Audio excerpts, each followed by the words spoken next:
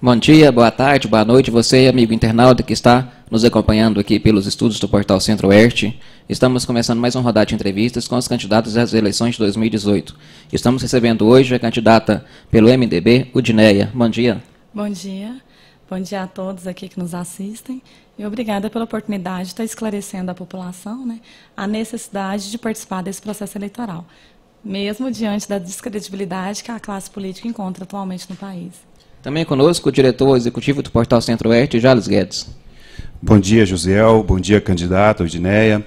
Bom dia, amigo. Bom dia, boa tarde, boa noite, amigo internauta, porque a gente, na verdade, não sabe que horário você vai estar assistindo essa matéria, mas nosso muito obrigado pela sua audiência. Também você pode acompanhar essa entrevista e demais entrevistas com outros candidatos e outras matérias jornalísticas pelo Portal Centro-Oeste, www.portalcentroeste.com.br, e também pela página no Facebook, facebook.com/Portal Centro-Oeste. Candidatas, as regras é que você tem 18 minutos para você expor os projetos, o que você quer fazer como deputada federal, e mais 2 minutos para considerações finais. Ok, nós temos aqui um timer, vou mostrar para o amigo internauta, marcando 18 minutos. E nós vamos iniciar. Candidata, podemos começar? Sim. Candidata, eu gostaria que você falasse para nós quem é Udineia e qual a sua formação. Sou Udineia, meus pais, sou filha da Aldete, do Lázaro, que são naturais aqui da cidade de Jataí. Minha família, todos os meus irmãos, tenho 7 irmãos maternos, né? Todos nasceram aqui na cidade de Jataí. Moramos aqui na região da Vila Progresso, na Veslândia, ali no Antigo Pombal.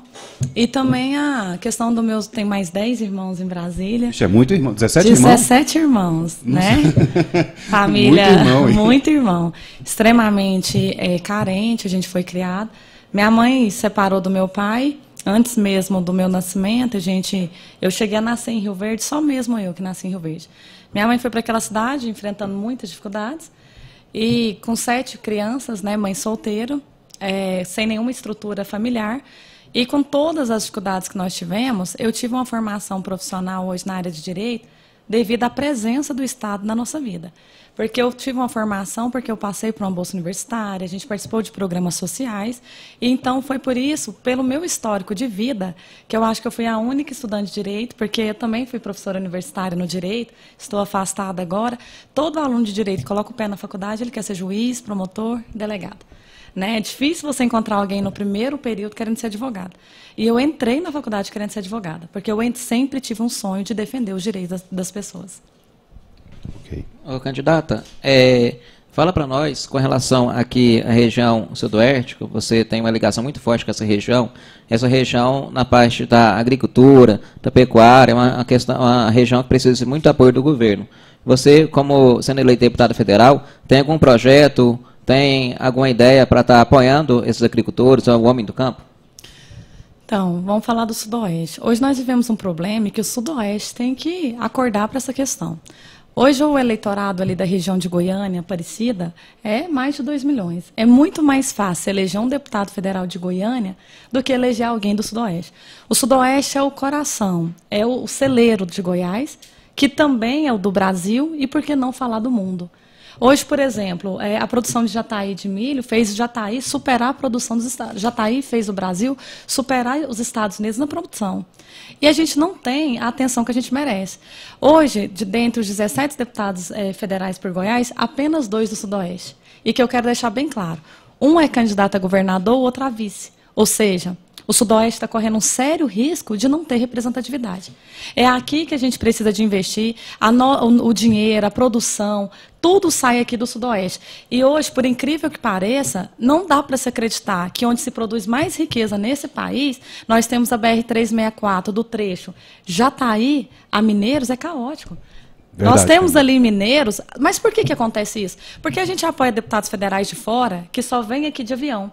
O aeroporto, eles até reclamam da falta de estrutura, né, que a gente precisa do aeroporto novo, só que até reclamaram, nossa, o aeroporto é ruim, falei, vocês precisam vir aqui de carro, precisam fazer o trajeto que eu faço, uma vez por semana indo até Mineiros, uma vez por semana vindo a Jataí, de carro.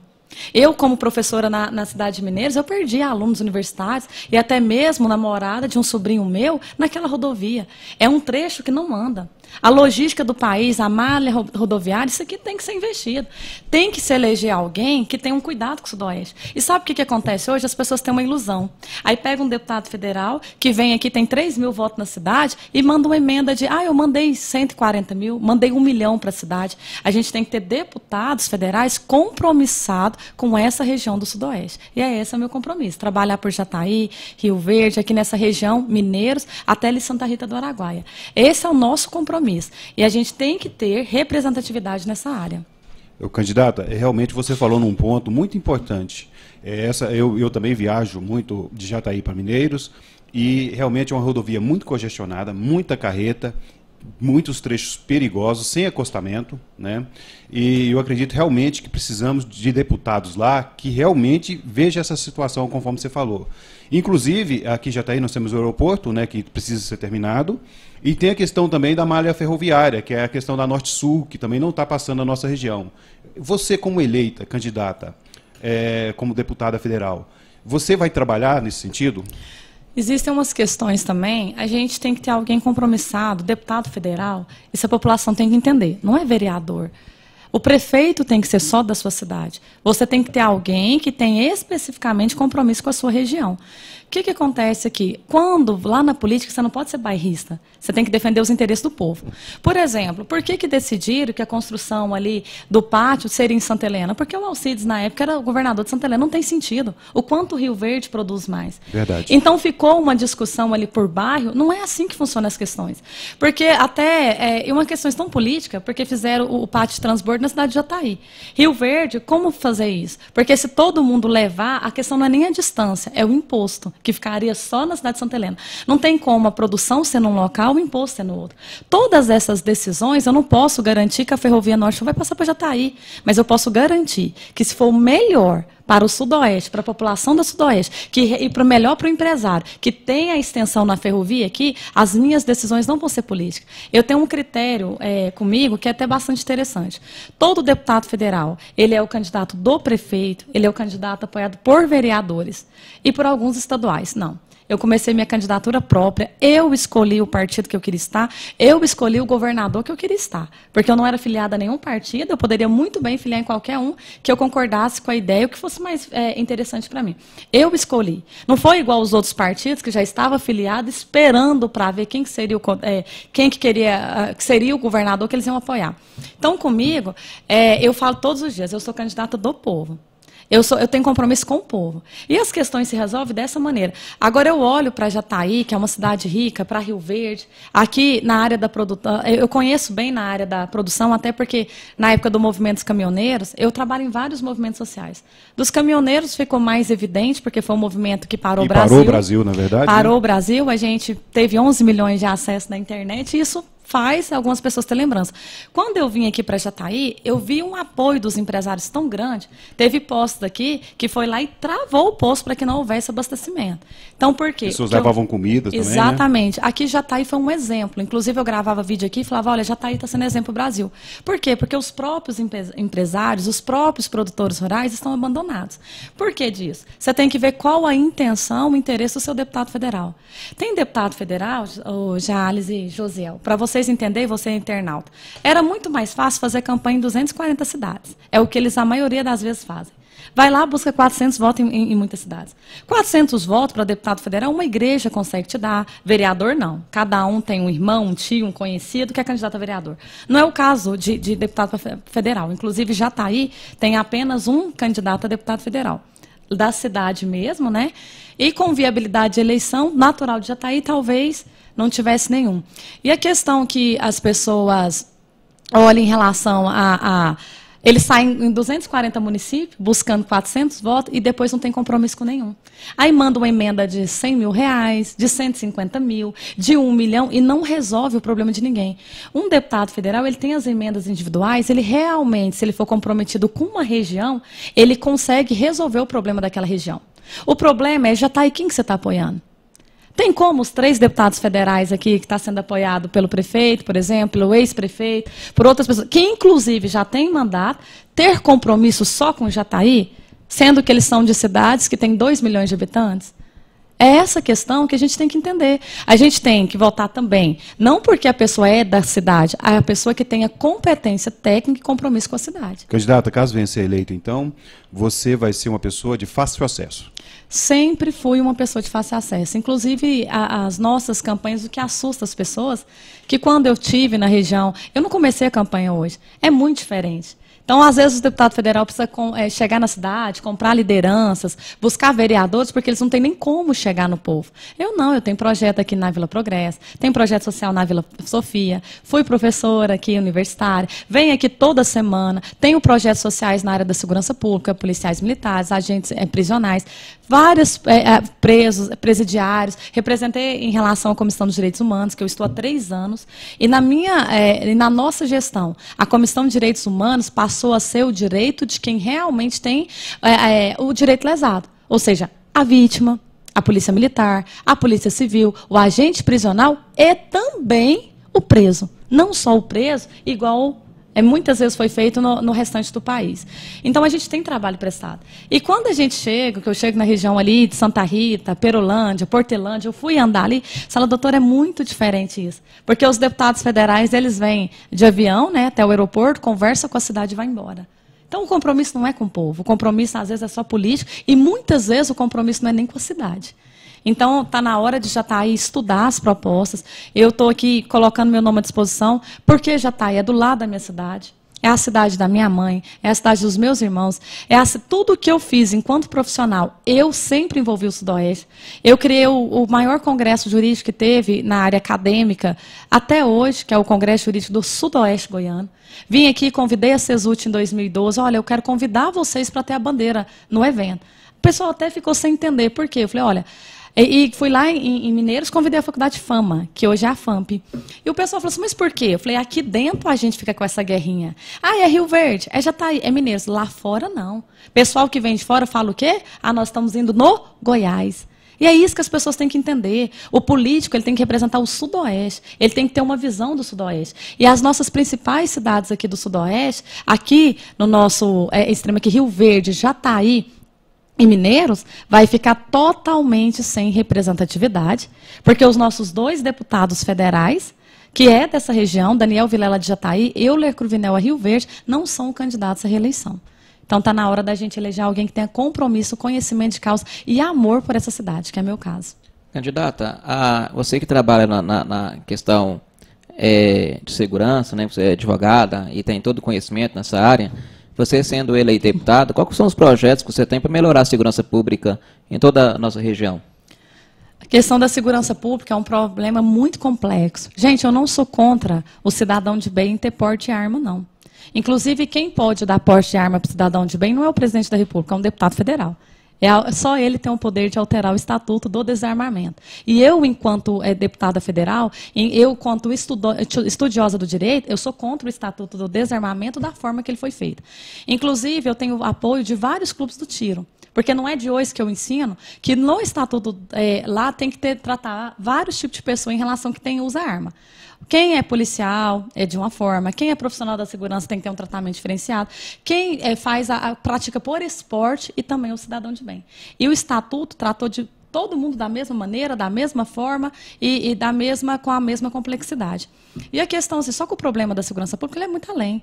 Eu fiz um projeto, na época que eu ia fazer um mestrado no Rio Grande do Sul, eu queria escrever sobre a questão na área de criminologia. Primeira coisa, um médico, quando ele vai te consultar, ele tem que descobrir primeiro a causa do problema. A gente combate primeiro o problema com a causa.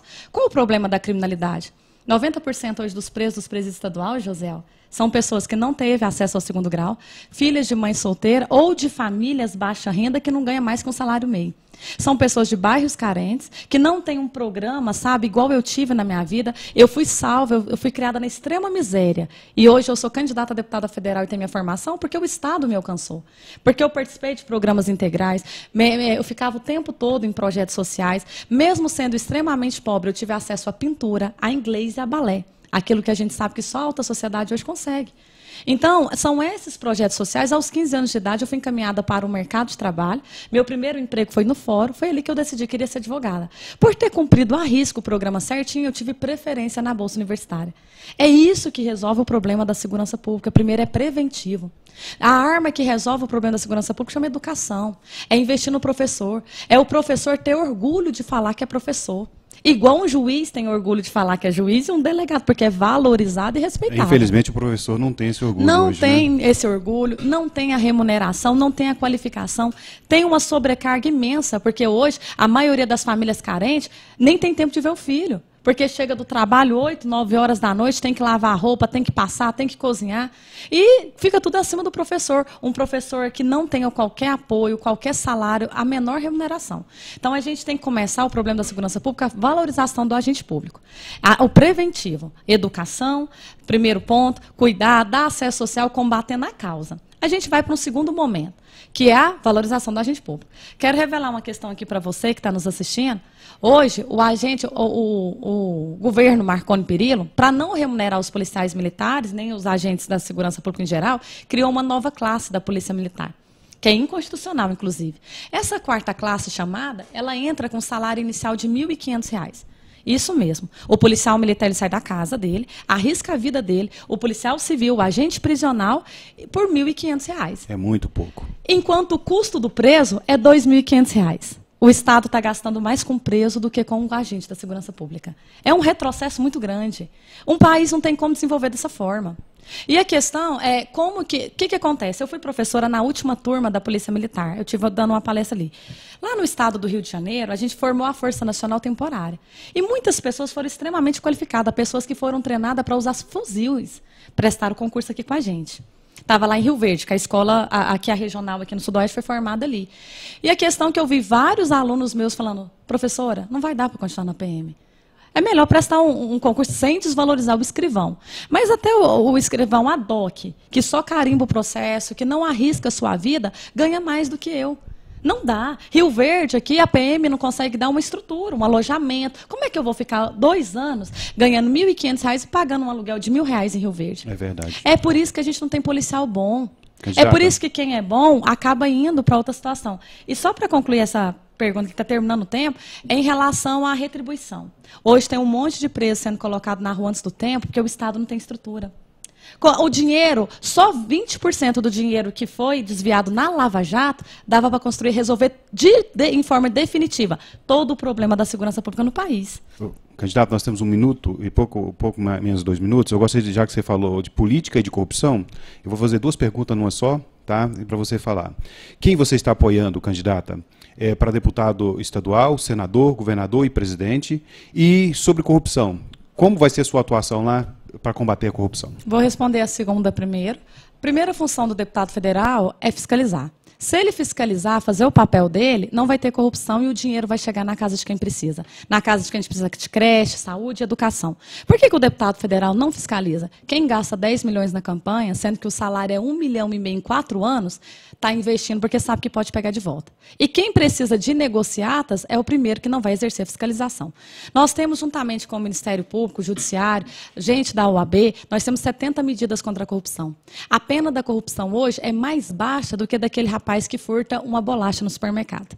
Não dá mais. Quem comete crime de corrupção, a pena tem que ser elevada a patamar de crime de latrocínio. Porque quem rouba da saúde pública, quem rouba da educação pública, está cometendo crime com violência. É o que é morte, matam milhões de pessoas. Então, isso teria que ser pena de latrocínio.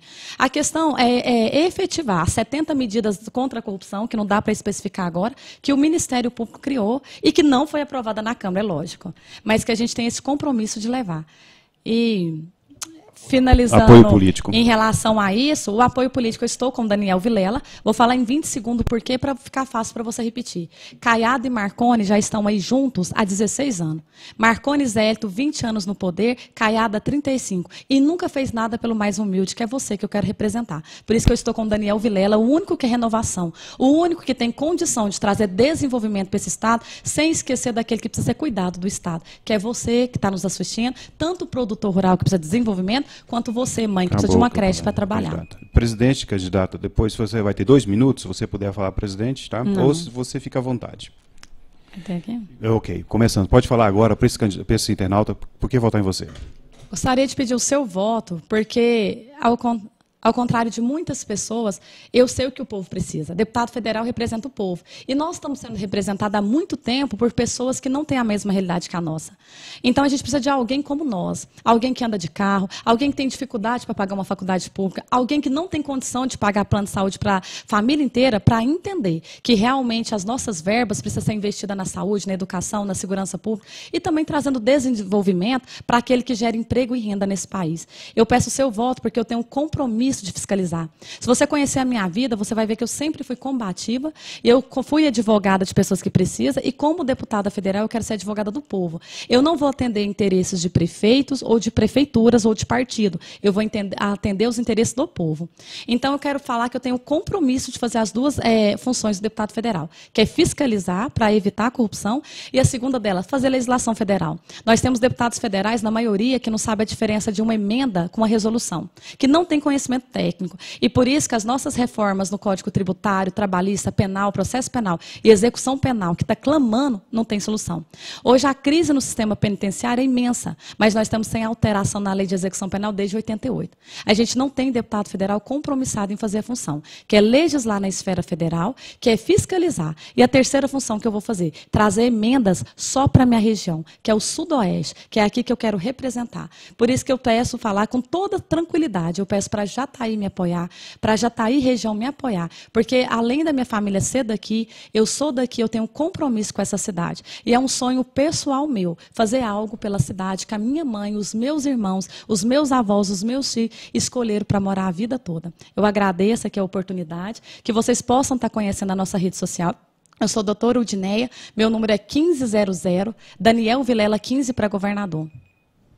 Candidata, a gente agradece a participação aqui, a gente está aberto aqui o espaço nosso para todos aqueles que estão disputando as eleições e querem vir aqui no estúdio, estamos abertos para todos. Muito obrigado pela sua participação, por estar aí esclarecendo as pessoas que têm dúvida em quem votar, foi muito importante a sua participação.